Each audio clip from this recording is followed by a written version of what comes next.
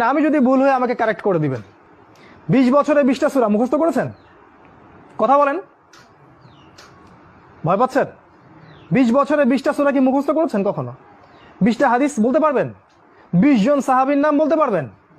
নবীজির 11 জন স্ত্রীর নাম বলতে পারবেন? নবী সাল্লাল্লাহু আলাইহি ওয়াসাল্লামের জীবনী গ্রন্থ 2টার নাম বলতে পারবেন? কি করলেন সারা 20 বছর ধরে পড়াশোনা করে? কি পড়লেন সারা 20 বছর ধরে? এই যুব সমাজ কি দাজ্জালের বিরুদ্ধে দাঁড়াতে পারবে কখনো? ইহুদি খ্রিস্টান মুশরিকদের যে ঐক্য, এদের বিরুদ্ধে এরা দাঁড়াতে পারবে? এরা আল্লাহর পথে জিহাদ করবে কখনো? তাই মনে হয় আপনার? সুবহানাল্লাহ।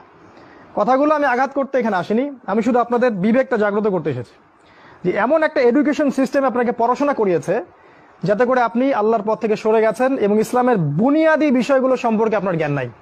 ওযুর ফরজ কয়টা বলতে পারে না যুবক ছেলে, নামাজের ফরজ কয়টা, ওয়াজিব কয়টা বলতে পারে না। এই যুব সমাজ কিভাবে এদের বিরুদ্ধে দাঁড়াবে বলেন? নিজেকে প্রশ্ন করেন।